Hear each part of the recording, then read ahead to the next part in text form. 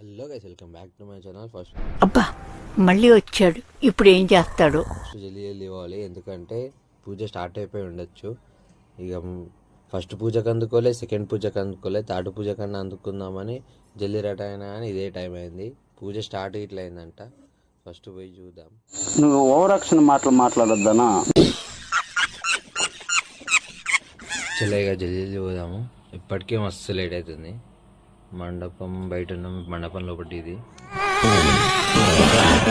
ఆహా, విధాడిందిరా నీతో నీ వింత నాటకం. అందరం వచ్చేసిన లోపలికి అందరం నించినాం. కంకణం కడుతుండు మొదలైతే కంకణం కట్టుకు అంతవరకు వచ్చింది పూజ.